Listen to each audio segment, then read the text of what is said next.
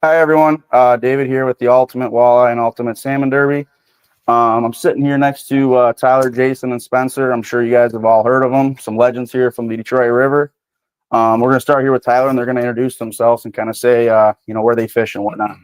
Yep, I'm Captain Tyler, scaled up sport fishing out of Sinbad's and during the Detroit River run. So spend a lot of time fishing the upper and definitely make our way down to the lower river too. Hey guys, how you doing? I'm Captain Jason Quintano with Fins and Grins Muskie Charters. I've been guiding out on the Lake St. Clair, Detroit River now for 16 years. I got 2 boats, a 31-foot Tierra out for muskies out in the summertime, and then I got my 25-foot Ranger for running the river for jigging trips on the Detroit River. Spencer Berman, Spencer's Angling Adventures. Been guiding on Lake St. Clair and Detroit River for 17 years. Do the Detroit River in the spring and then switch over to a little bit of bass and muskie in the summer and fall. Cool. And obviously you guys have a lot of experience. So we're going to be going over a lot of different techniques, ways to kind of strategize big fish.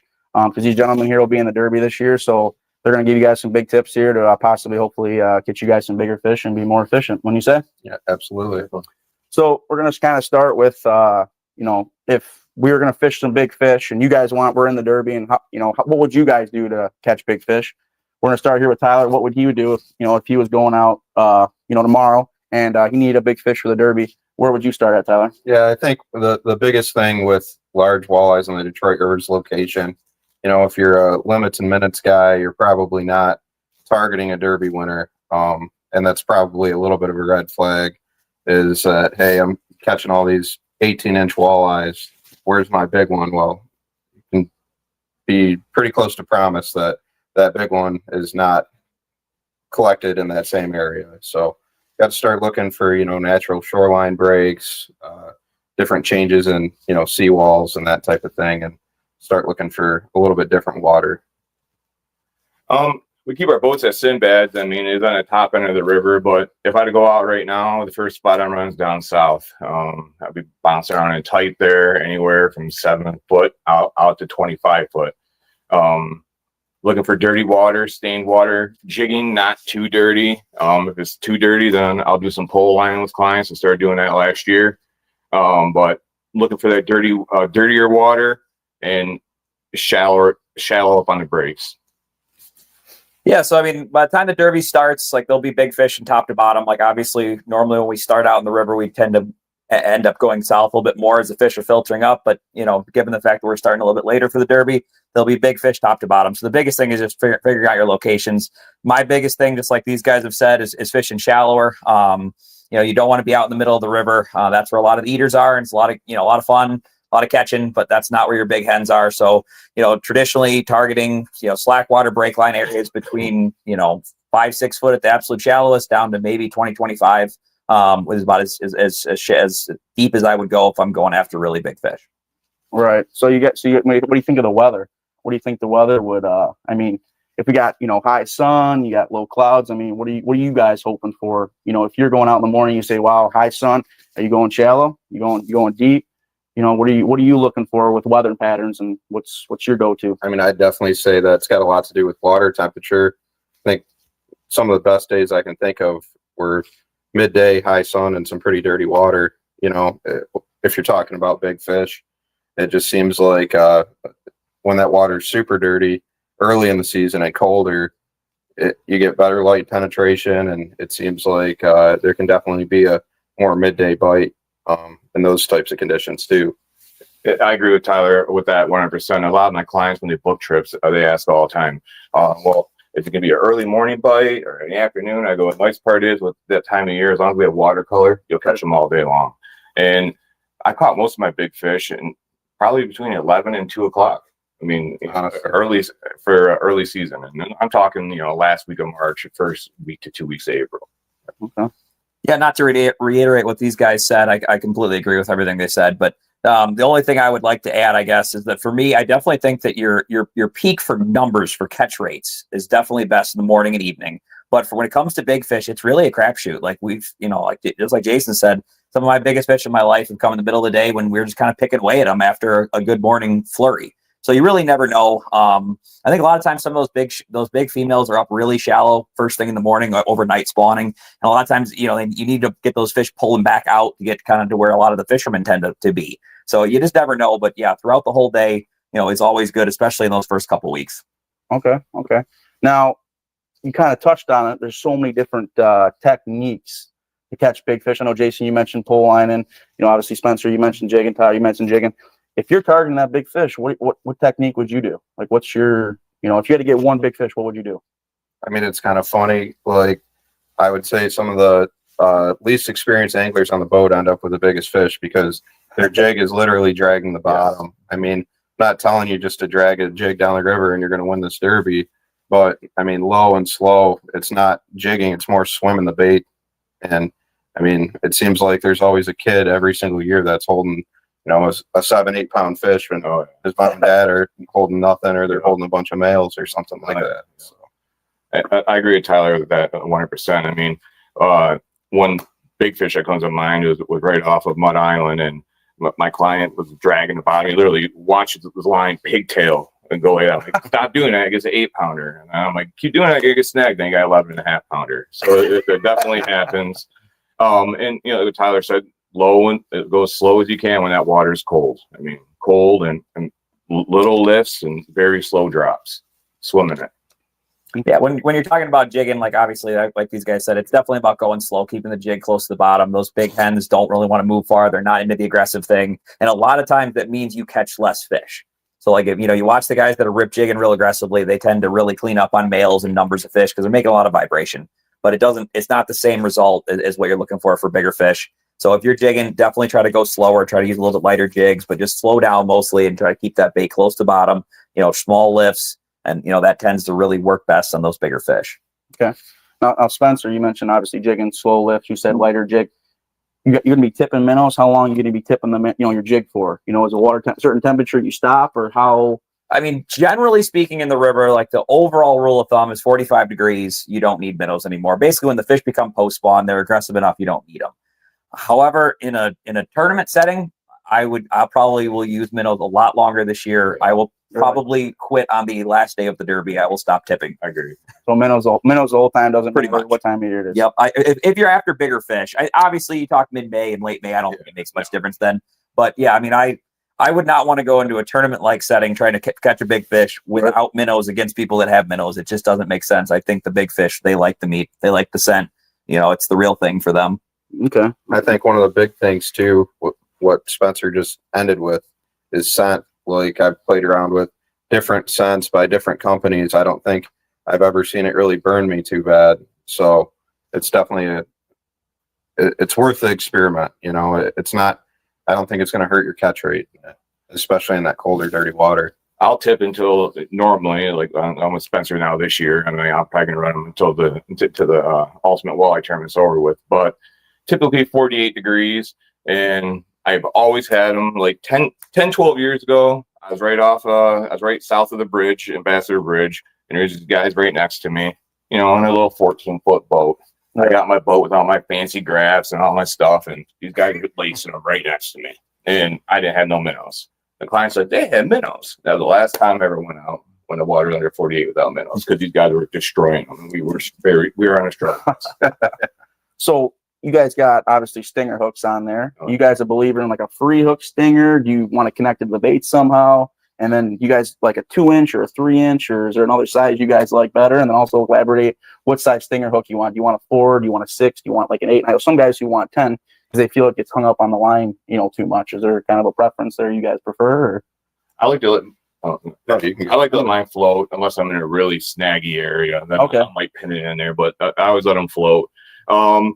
I like the Gamagotchi ones I got through you guys last year at Winfield Tackle. I mean, those are outstanding. I don't remember what size hook we were on. I think there were 6s or there were 8s. Those are great. Those are great. And I'll go with a little bit heavier, and on those Gamagotchis, that was a stainless wire. Yeah, stainless wire. And I like that heavier on there because I like the lighter Northlands. I've had fish. Well, they don't Like kink, they're- right? They stay straight, Yep, right? They don't. They seem to like less likely Yep. to hook on the line, which causes a lot of. You guys can obviously feel the difference when you lift up a little bit more pull. Yeah. But the average Joe is not going to be able to feel that difference, and therefore they probably either A, miss the bite, or B, it just doesn't look natural. Yeah, and I don't pin my stinger in the bait. I mean, especially on if you're talking about a big hen, you're talking the mouth is like that. You know, I mean, they're gonna suck it up, and I think that pinning it on the bait is restricting that bait a little bit. You know, we are on a lot of different style of plastics. You know, Angler's Choice has a very soft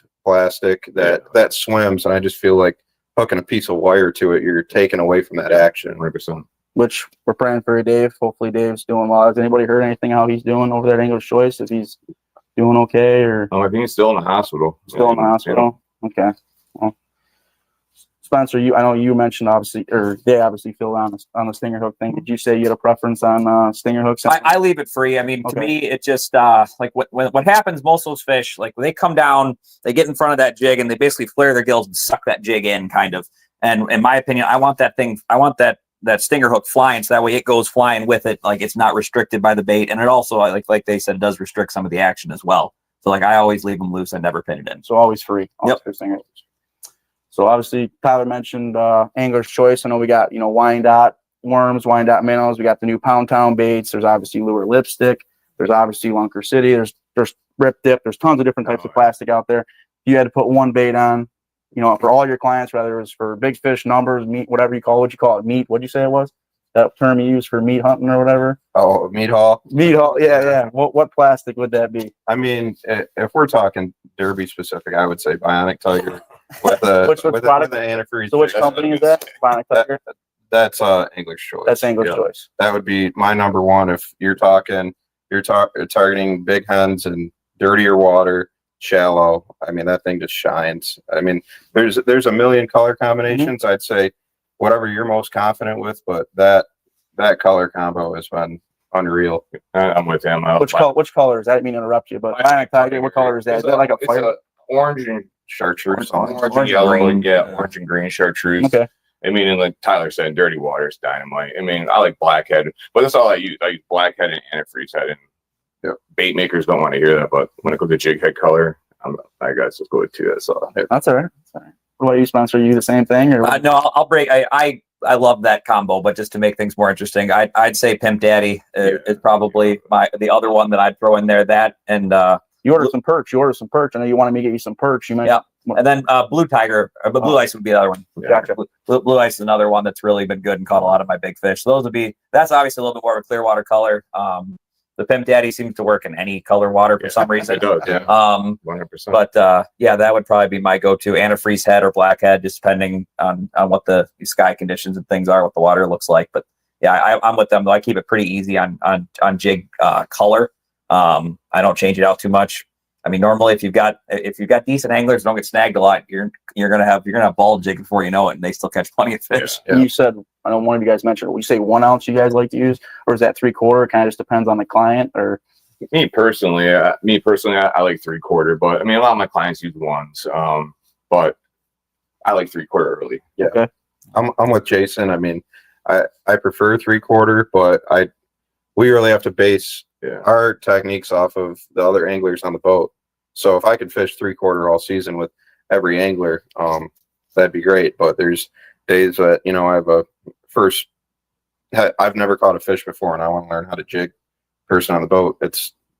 We're going 1 ounce. I mean, or bigger. I think Spencer, Spencer's got some 1.5. He's giving me some cannonballs. Well, yeah, Don Ollie was making 2s this year. Is that for people who couldn't feel the bottom, or is that just certain currents that you need to? No, that's a client thing. That's for me. Yeah. So I'll do the clients anyway, man. Like if they tell me they're brand new to walleye jigging, and I'll start them right with that. It's like training wheels, because then they get the feel. Like boom, boom. Okay, that's what I'm supposed to feel. Then I take it off, give them a 1. Like, oh, that's a good idea. I mean, that helps them a lot. Like get used to being able to feel the bottom. Right. Believe it or not, a lot of people can't feel the bottom.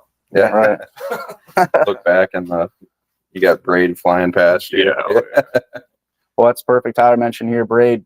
There's obviously a lot of different braids. I know you guys got some promos with, I think you said Cortland. It's a Cortland you got, and obviously you got Power Pro and Fireline. You guys got a preference type of braid you use? Are you using 5 pound? You using 8 pound? You got a leader direct? What are you guys doing if you're tying up a jig for your clients? What's how you guys set it up? Mine, I'm going with 10 pound just because Power Pro? Power Pro. 10 pound Power Pro? And I've considered making a switch. I've never really had a problem with it, but it's just, I mean, when I was fishing pre-clients, it was 8 pound. You know, I even remember spooling up with 6 pound at one point, but I think that line diameter and the technology nowadays is so good that you're not really by going from 8 to 10 pound, you're not really losing that much drag in the water. I agree with you. So, I run 10 pound high seas for my main line, and then for my leaders, I'm 15 pound fluorocarbon. So always a little bit heavier than the, okay.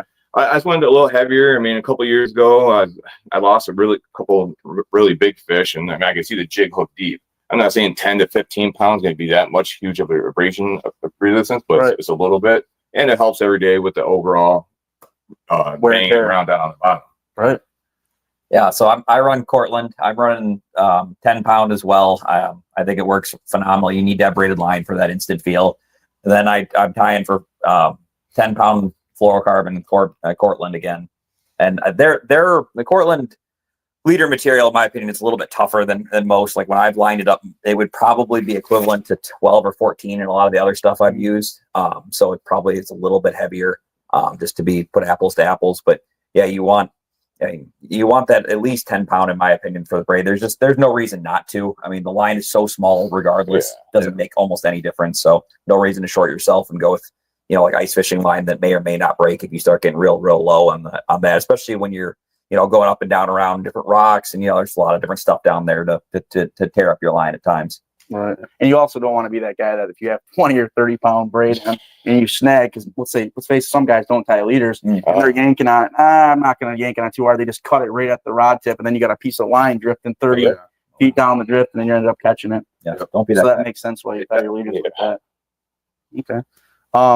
So Tyler, Jason, Spencer, obviously these guys have all caught a lot of big fish here. Not as many as I have.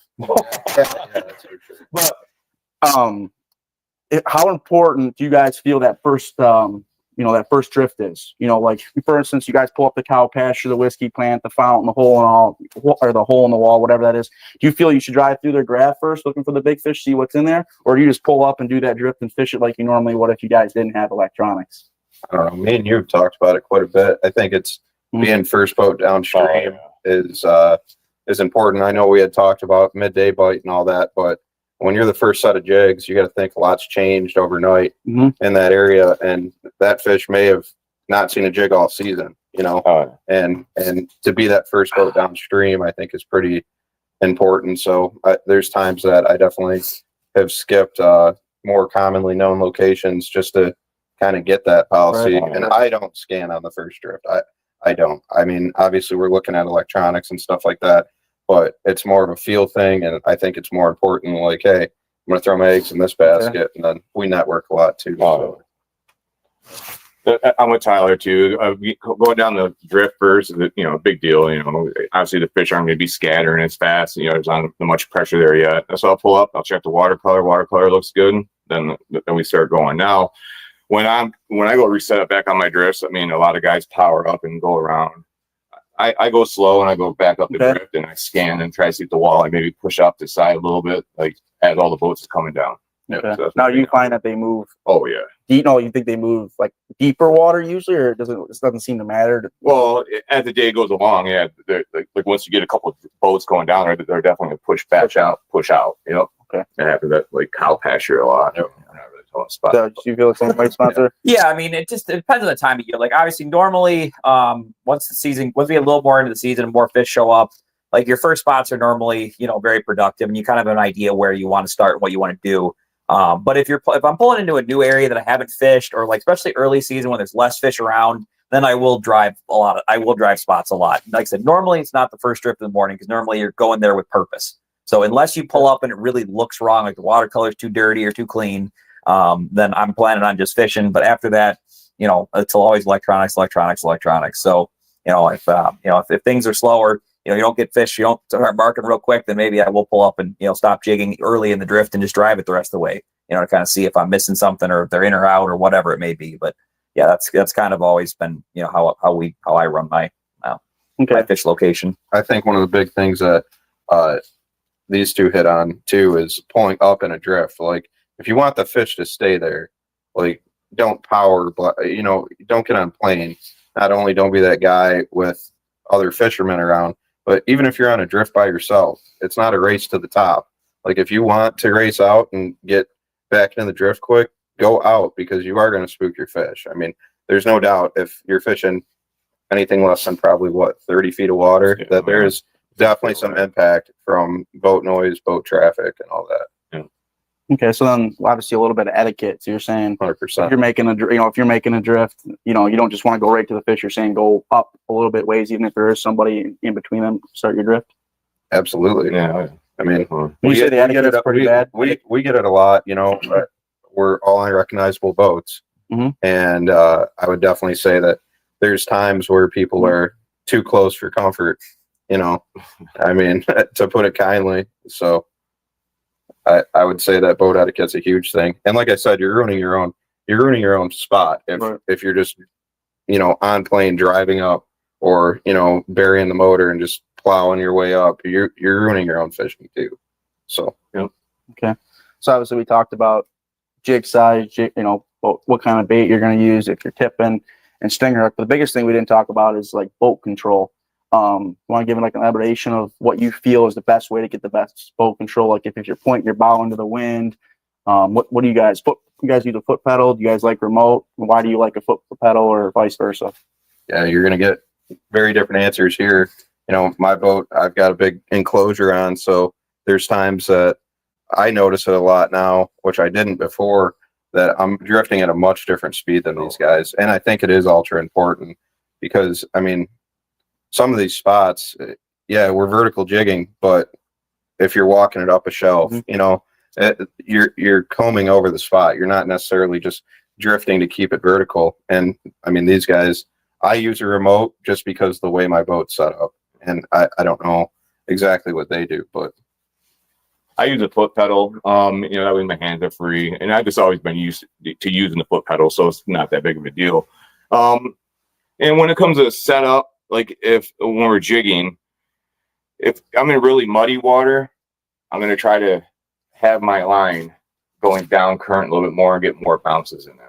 It's cleaner water, let's try to stay more vertical. Okay. But a lot of people, I think, especially for big fish, if they focus too much on being 100% vertical, that's way more important to be. If you need to be in 19 feet of water, you got to keep your boat in that 19 feet of water. You know what I mean? Yeah, that's far more important than being perfectly 100% vertical, in my opinion. Yeah, so I mean, in my opinion, like when it comes to how you run the boat, like I run with a pedal.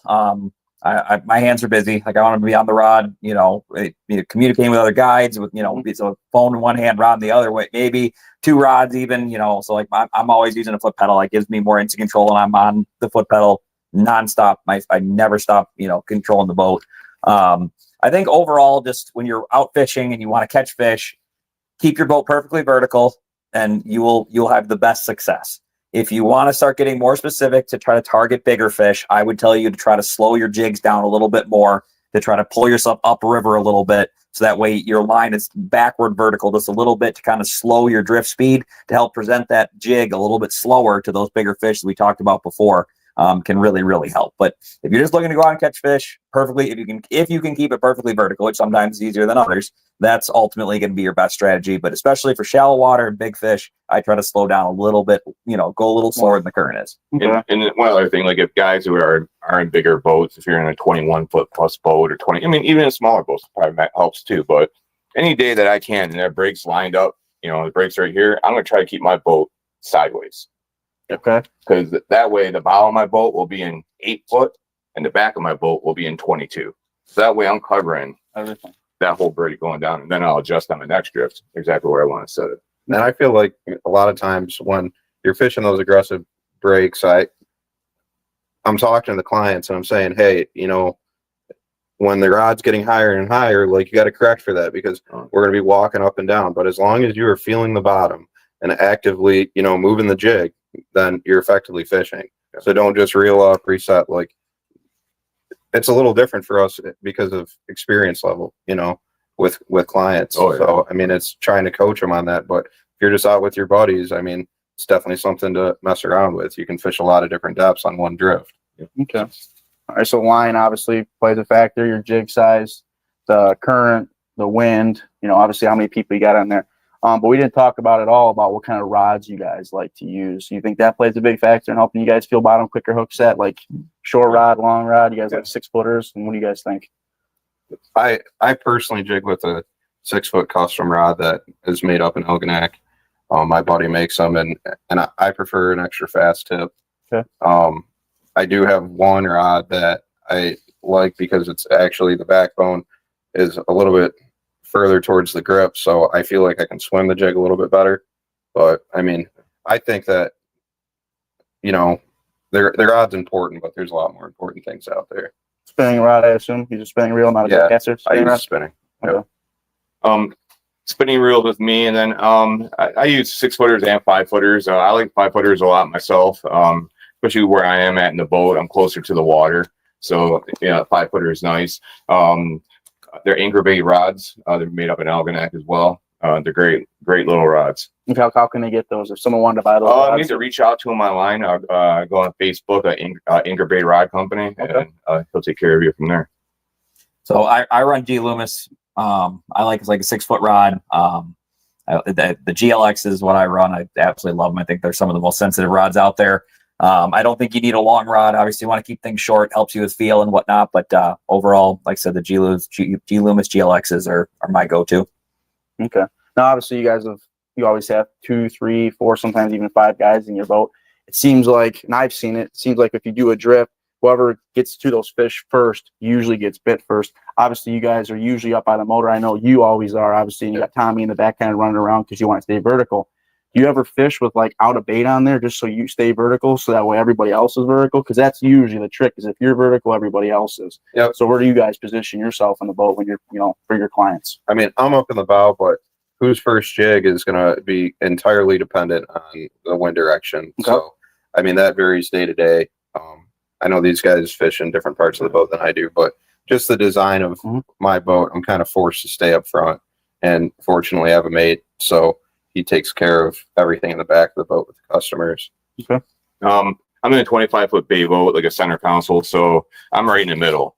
So it's kind of nice. I can go right between the console and my seat, get to that side of the boat. And I think it helps a lot too, because that way I get to see what all the clients are doing. Like Tyler's got a mate, so his mate can help with him back there too. With me, I don't have a mate, so I'm trying to watch everybody. I got the Panoptics going, all the electronics going, but I'm trying to keep everything going vertical, and I like the middle of the boat. And that way, I feel also, me being in the middle, the boat's really not on a pendulum. If you're in the back or the front, your line could be a little bit different. When I'm in the middle, everyone's pretty much in the same ballpark. Okay. So I run the boat from the back. It gives me the best ability, just the way my boat's set up. I'm running a Ranger 622. So I fish in the back corner. I can watch everybody as I'm looking up to the trolling motor and whatnot. I can see what everybody's doing, what everyone's line's doing, make sure everyone's vertical. Keep an eye on everybody, make sure everything's, everyone's doing what they're supposed to be doing.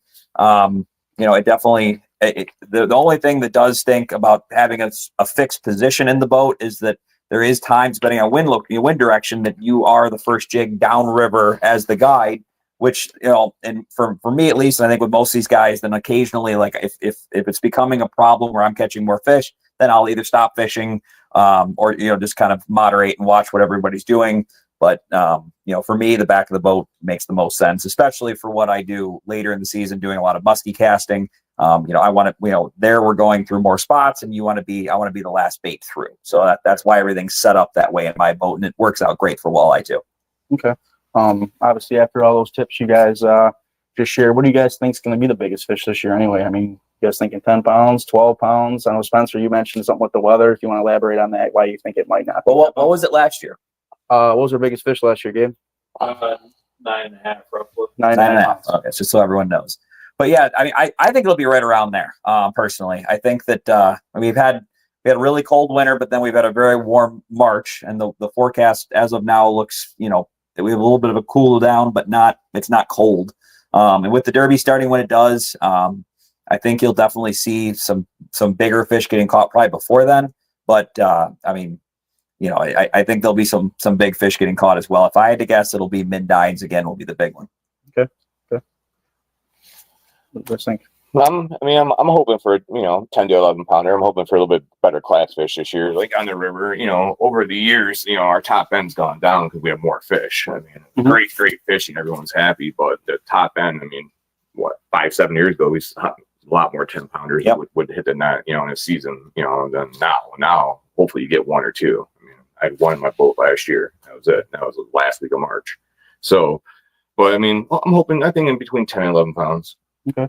Yeah, I mean, I'm just going to piggyback on what they said. It seems like our quantity of fish is so great now, which is awesome for everybody that wants to go out and catch their 6 and fill their freezers. But our top end's definitely gone down, and I've kind of seen that translate even like when we're fishing Erie and everything to truly see a fish. Everybody goes off weight and this is a weight tournament, but to see fish over 30 inches is getting way more rare than it's ever been. And it's not a sign that we have a bad fishery. It's just a sign that we have a lot of fish. So, I mean, I'd be shocked if it was over 10, but I think weather, obviously what Spencer started off with, weather has a lot to do with that. And it's looking pretty favorable, pretty consistent over the next week to just like maintain where it's at and probably have some big fish drop before the Derby. Okay. Obviously they elaborated on a lot of different things there. If you guys want, you guys can post some questions on there, Gabe, if you want to keep an eye on that. If you want to read off some questions to these guys, I'm sure these guys would be happy to answer them for you, because if you're going to learn some, it's going to be from these 3 guys here. Yeah, one question. Do you think color braid makes a difference or more personal preference? I like yellow because I can see it. I mean, I think the leader is eliminating. You're fishing. If you're fishing the right water, you're not. The fish is not seeing your yellow braid. No. So I mean, if you're in the wrong water and you're directly tying to the jig in gin clear water, I think that might be problematic. But probably in the wrong spot then. I'm with Tyler. Like I'll pick a bright color, yellow. I mean, that's what I use every year, yellow, and it's mainly just for visibility, so I can see everyone's line in the water. 100%. Is that all yellows? Cortland's yellow too as well? Yeah. Like I've seen you have like green, or is that muskie line? No, so I have blue for muskie line. Oh, blue. I have green for bass. It's just the easiest way to keep track of it all. But then it's all yellow high vis for the walleye stuff, and it's just that way I can very quickly in the boat see everybody's line and exactly where they are. And then, like I said, you throw a fluorocarbon leader on there, and you don't have to worry about how it impacts the fish or any impact it would have. Okay. Yeah, we got Darren Jarvis asking, does David even fish? Once in a while, not as much as these guys. Those guys are out here every day. Yeah. And then Mike Robling is asking, how did you grow such a nice beard? But you got some products. Mike's one of my best clients, and we go back and forth. I got a lot of good memories with him. So I can't grow a beard, guys. yeah. All right, so we got another one here. We touched on this. Go-to color in dirty or clean water. That was a dirty watercolor, but I've seen Bionic perform on male runs in deep water too. I mean, that one's tough to mess with. It really is. So good product. And Bionic and blueberry muffin is really good too. Oh yeah, like that. All English choice, correct? Yeah, the English. English choice, choice, yeah. okay. Do hair jigs work for Yes. walleye on the river besides using plastics or live bait? Yes. 100%. What would you guys use them? I don't really use them, but they work. I mean, I don't know. I don't really use I'd use it them. more during like the eater run. With any of that kind of stuff, we start dealing with other baits. It is very challenging, especially as a guide, to use anything else because of the way that it affects the drift speed. Yeah. So like even like jig and wraps and stuff like that, people always ask me about this stuff. It's like, well, all the jigs are going down and staying vertical based on this boat control. If I throw something else in, you have to run the boat completely differently, or it's going to drift differently. So as guides, like I think pretty much all of us basically stay with the same jig concept and kind of put the other stuff away. But it does work. Anything else can catch fish eventually if you give it time. And there's definitely not only one way to catch fish in the river. Yep. So Ben Thomason's asking, do you ever spot lock and cast? If so, what size jig, up or down current? I do not. I mean, that's a good way to end up with a piercing, in the river with our clients. But Yeah. I mean, it's definitely effective. Like I know that a couple years ago they did that. It's like a live the tournament. match fishing. Yes, the match fishing, Mhm. and I think that was won by a caster. I mean, you definitely pick apart these seams and everything that you're talking about a little bit better, by casting. I mean, sorry, Kyle. No, you're good. But like, if you're out fun fishing, not guiding, there's things like that you can do that are very effective. But for us, with 3 to 4 guys on the boat and just trying to keep everyone vertical, it's just not an option. The only thing I'll add to that is it definitely starts becoming a little bit of an ethical problem with the casting. Like we saw with the match fishing stuff, they, and they're out there trying to win a tournament. They have all the same rights to the water as all of us, but like we saw it time and time again where those guys would pull up right to the sweet spot in a drift with 30 boats on it and then stop and get in everybody's way and cause a huge problem. And then that's, it's their water too. I get all that, but if you're going to try casting, you got to try other spots that aren't in the way of everybody. And like, obviously none of us want to be that guy. So it is tricky from that standpoint. Well, that brings up the etiquette thing. You can't be cutting people off like that. I'm sure you're going to hear some pretty foul language if you do something like that. Yeah. So Joshua was asking what color Wyandotte works the best. He just wanted a gigantic package of Wyandotte. Come on, Joshua, you guys might know Joshua with Matt Orlando. Oh yeah. You guys jig worms at all? Or you guys pretty straight finesse? Yeah. I like black with the chartreuse green. Yep. Fire tail. That was my favorite too. Yeah. Yep. Cool. So we got Brian Gleason asking, you all are talking from a boat perspective, but any tips for the shore fishermen? Advice besides colors to use? I cannot speak to that. I mean, it's the same basic. I mean, the principles kind of all still line up. I mean, obviously, one of the things we've talked a lot about is fishing, either tight to shore or shallower. So like if you're a shore guy like that, that's right in your alley. There's a lot of those big fish that will pull up tight to those seawalls. So, I mean, it's your location from that standpoint when it comes to big fish is phenomenal. Does the thought of moving apply also? I would think that if you're not getting the right fish in the right spot, you should move, right? Oh yeah. Same idea. Yeah.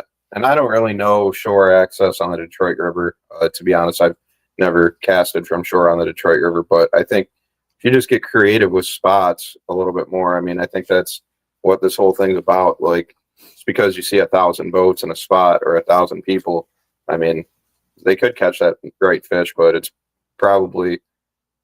we've probably driven over tournament winners every single day in a spot that you've never fished or you thought about fishing.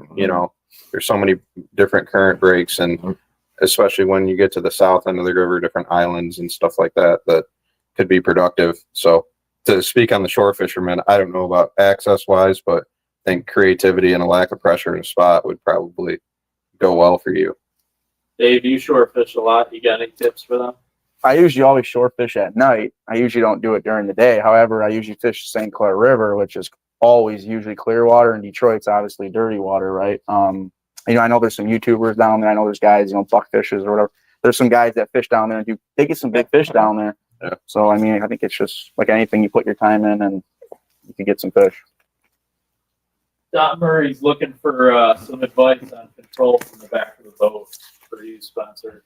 Any tips on how you do it? Yeah, it's honestly just a lot of practice. So like, that's the biggest thing. I mean, with a client up, normally my clients are almost always on the butt seat in the front. So that means I can't see the trolling motor. So you just basically, I turn the speed up a little bit more than I probably normally would have it. So that way I can feel very easily the way the boat's moving whenever I tap the trolling motor pedal, and I pretty much just do it all by feel. So it's just about putting a lot of time in. And like I said, don't ever, if you're going to run the boat from the back and you got clients up front, don't ever be ready to be expecting to see your trolling motor. It's just one of those things you got to learn to live with. And you said you use a foot pedal. Yep, always. Okay, use a foot pedal. All right. That wraps us up on questions. No more questions, Gabe? You didn't see any more questions on there from the answer? No, right now. I'm sure everyone uses a foot pedal. They're tired of hearing beep, beep, beep, beep, beep. I got mine shut off. I figured out how to shut the beep off. So yeah. So one thing I know, when you're learning how to stay vertical, don't go in the busiest run and expect that you're gonna learn there. Pick some spots that don't have quite as many people. Right. Yeah. Okay. Well, do you guys have anything to elaborate on here? I mean, your charters, you guys have any openings on your charters at all? Are you guys pretty solid? I know Spencer said he was pretty solid, but he had a couple days in there, I think he said. Yeah, we've always got a little bit of room, and if we always have waiting lists too. If you can't get in for a specific day, to put you on cancellation list. So if you want to, if anytime you're looking to get out, any of us would be happy to talk to you and try to get you out as best we can. Right. Yeah, I agree. I mean, I'd say I've got some limited availability. I do offer a 10-hour trip for trophy. Basically, hey, bring your lunch. We're going to be out there for 10 hours straight and try to get you the trophy fish to possibly place in this tournament. So, right. But that's pretty limited availability because you can't run that trip and another trip, and we run a lot of doubles. So, I would say the sooner the better if they're looking to get on something like that. Okay. So. You guys want to let everyone know your websites, best way to find you? I know we included links to Facebook in our post, but any?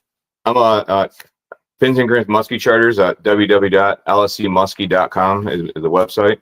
Okay. So mine's Spencer's Angling Adventures. So it's spencersanglingadv.com.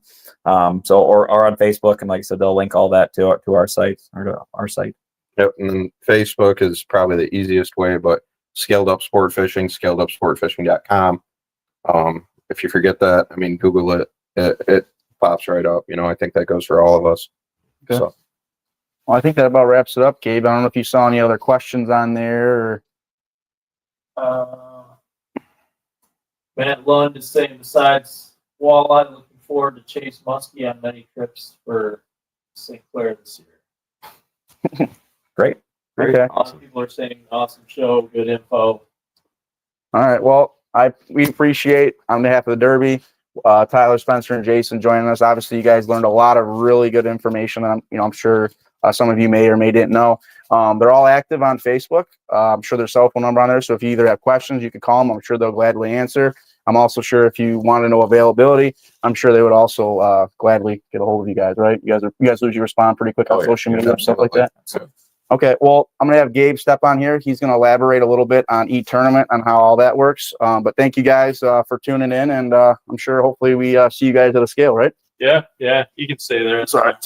So, e-tournament, guys, we're going to be, we'll be releasing the app is actually active right now, and the event is active. We'll be texting everyone the code to get into the app, so make sure you guys jump in there, get on to the code. We'll do a YouTube video here this week also on exactly how to get things loaded, how to weigh in a fish, what's going to happen at a weigh station, going through the process, just so you know for yourself ahead of time what you're going to be filling out. There's some a questionnaire, when you go to fill out a fish, or fill out an entry for a fish.